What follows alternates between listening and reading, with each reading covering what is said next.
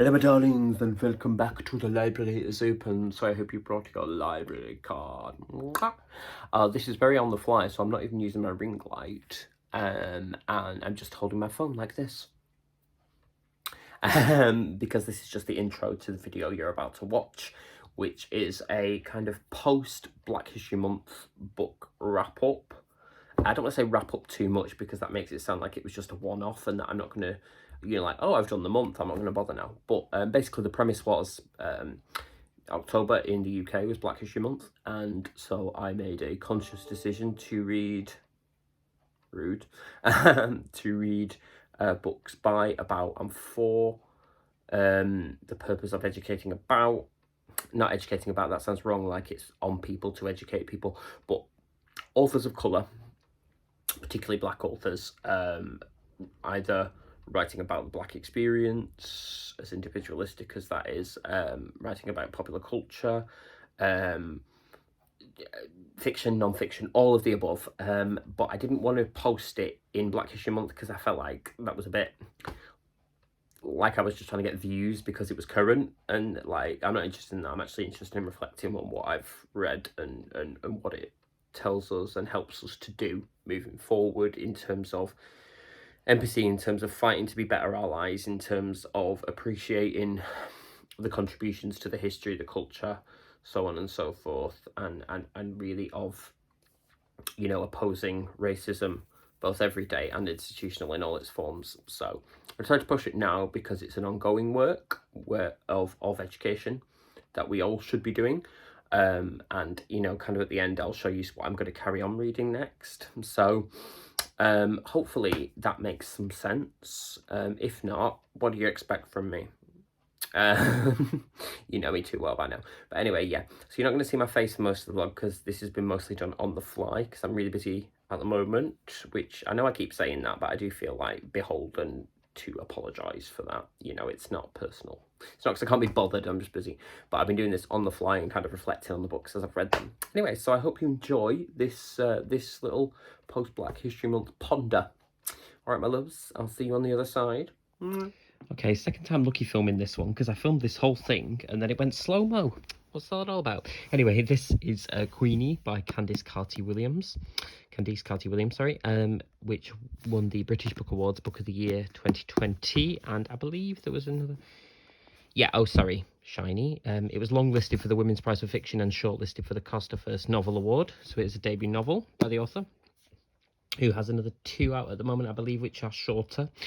And I believe when they first did it, as I recall, I think they did a promo where there were like 4 different covers, like sort of different, I think it was pink, green, so on and so forth. It was like a thing. But I'm late to the party, so I've just got this beautiful gold one. But this one is set in London in 2020 or 2019. Isn't it hard to say that? And this is about our central character called Queenie, who is as the back says, journalist and catastrophist. And this is kind of about her life working in the kind of lowly annals of journalism and about her life and relationships. I feel like a lot of books kind of have that central premise, and what makes them special is obviously that relationships are individual and informed by culture, experience, so on and so forth, and the characters. That's what makes us relate, isn't it? So Queenie's struggling kind of with her mental health as well, and there's a really interesting reflection on her idea that sort of mental health struggles are not supported by her community. Obviously, I can't speak to that because that's not my experience, but there's some really interesting stuff there, questions in there about specific attitudes to mental health and why that might be either culturally or informed by discrimination from outside, which it's that whole messy middle question again. And what this book does really, really nicely is, as well as being compellingly readable, I think I did this in a day actually, it introduces this really interesting stuff about the Black women's body and in terms of relationships and sex. So Queenie is on what she perceives as a break. It's actually a breakup, spoiler, from her long-term white boyfriend, whose family are what I would call casually racist. There's nothing casual about it, but to differentiate. So they're not sort of torch-wielding white supremacists, but what they are is perfectly comfortable, some of them, in engaging in casual racism, which obviously horrific. So there's that, and then she sort of spirals into this coping mechanism of seeking out affection from other men.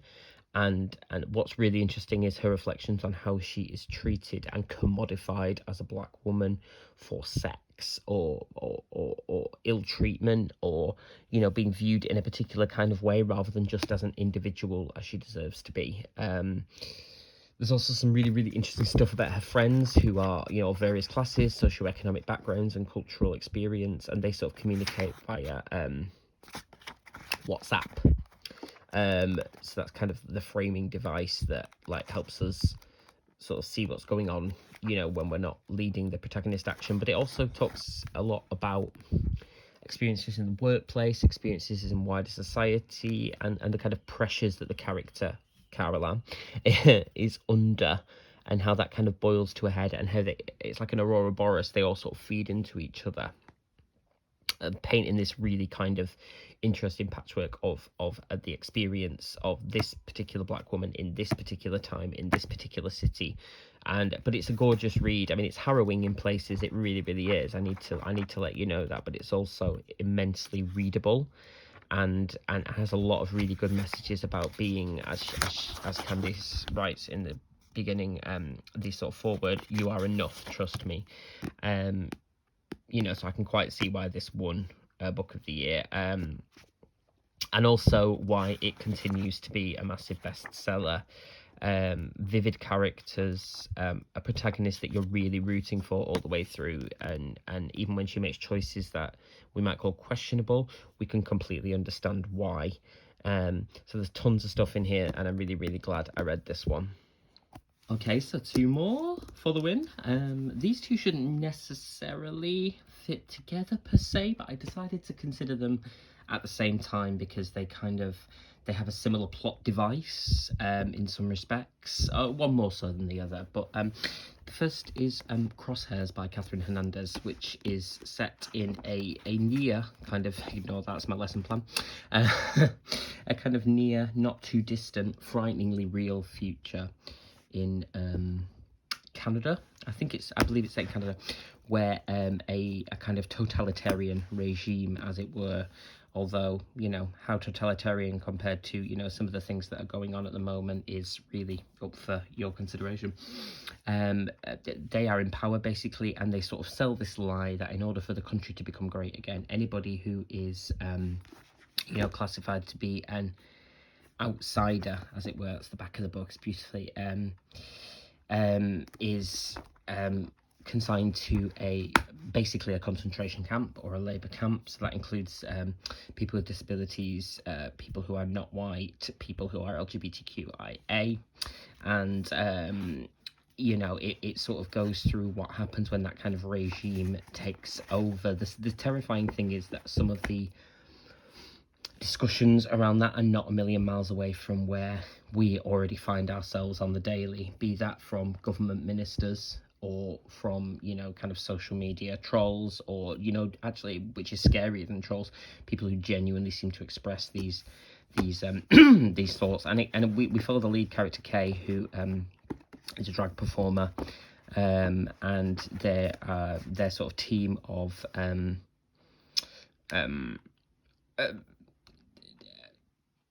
queer outsider allies, as it were, as they try to take back the country, basically, while it tries to you know, kind of show to the rest of the world that this is a great regime that they should all instill in their countries.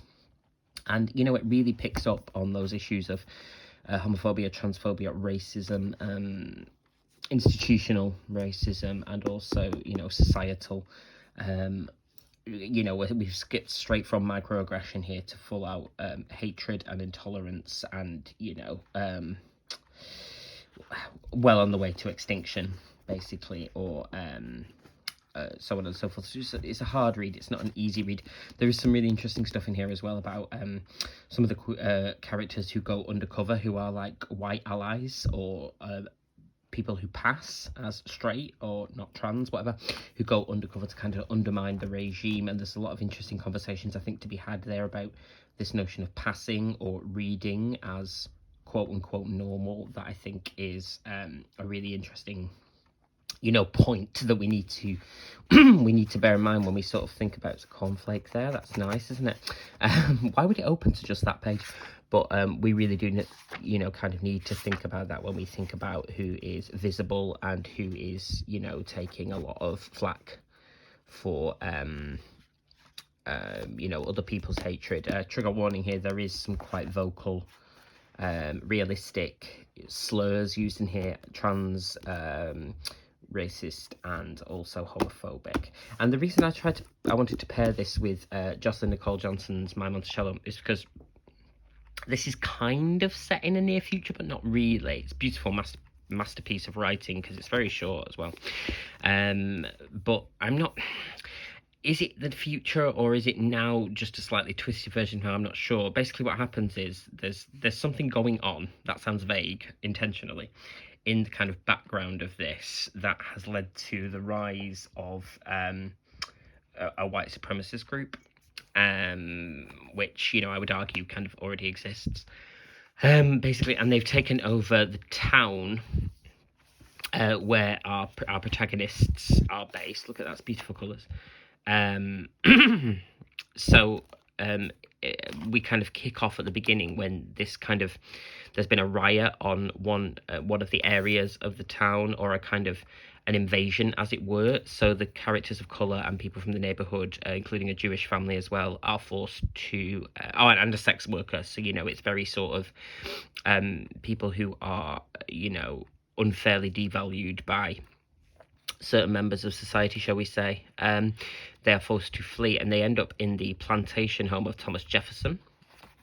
So the former plantation home, and our sort of lead protagonist, Denisha, they sort of is kind of in the lead as they set up this base camp to try and resist these, you know, terrifying racists. And that's complicated as well by the fact that Denisha is pregnant, and she's not sure if it's her ex-boyfriend who is black, or the baby belongs to, well, not belongs to, but is fathered by her current boyfriend, Knox, who is white. And, you know, so she's sort of dealing with all that as well as her grandmother, Ma Violet, who is very ill, and they've left her medicine supplies back in their neighbourhood, and they have to try and struggle in this, this kind of fortress that they've built, and a sense of community, and so on and so forth. And what makes it so beautiful, this one, is that it's so sparing in terms of the you know, the prose, the story. We don't get resolutions, we don't get clean endings. What we get is, again, to come back to that phrase, that messy middle where things are not necessarily resolved, they're just left up in the air for us to keep coming back to and consider. Because I think it's really easy, isn't it, to sort of say, this is the quick fix, this is the solve, and unfortunately life isn't like that. This Waterstones edition also includes a short story which was picked by Roxane Gay as one of the best American short stories, which is called Control Negro. And this is also really, really interesting about, well, I don't want to spoil that because it's quite short, but it is about a man who is a university professor and fathers a child and decides to use him as a control subject to see if, having been given every advantage and steering in life, whether the American kind of promise of equality and freedom will hold out for him even though he's black. Or not. So that's really, really interesting. What's nice about these, and nice, I'm aware, is a strange word to put on this, is that actually I think a lot of times when we're dealing with some of these big issues, is that actually what shines through is the resilience of people's spirit and the way we can take care of each other and stuff. And I know that sounds very overly simplistic of me to say, but, you know, I am also aware that a lot of literature that will be considered part of, you know, literature about the black experience, literature about the Jewish experience, literature about the queer experience often contains some quite harsh stuff, and you would be tempted to worry that a lot of that output was actually about suffering for not entertainment, but do you know what I mean? Whereas actually what these two books do perfectly is encapsulate not only the struggle but also the spirit that arises from that, which is really cool. So yeah, so that's those two. So here's another absolute corker that I finally got around to reading. I actually bought this last Christmas, and it was a book club selection, or one of the potential choices that unfortunately didn't get picked, but that's fine, because that's the point of voting. But I finally got around to reading this, which was longlisted for the 2020 Booker Prize, and it's Such a Fun Age by Kylie Reid. Has these beautiful blue sprayed edges. This is another really interesting messy middle book when so our protagonist is Amira, as it says there, and she is a kind of, she feels a little bit directionless. I mean, the character does, not how she's written. In life, she's not sure what she wants, she's not sure where she's going or what she'd like to achieve or anything like that. She's ended up being a babysitter for a white family. Amira is black. And gets on relatively well. The child adores her, and they go to the store one night when there's an issue to be sorted out at the house. The mum rings her at a party and asks if she'll take the child to a store just for a while while they get things sorted out. There's been some vandalism, which we later discover is also tied into the mother's husband, so the father, and something that's happened there with his workplace. But while she's in the store, she is apprehended by a security guard who thinks that she's kidnapped the child, basically, and thus begins a kind of kick-off that draws together all these different, I'm just wiping the sticker off there, all these different sort of loose threads in her life, but also asks a lot of questions about why she has been targeted as being assumed to have kidnapped this white child. Now, in the background, the mother, who I can't remember her name off the top of my head. What is the name?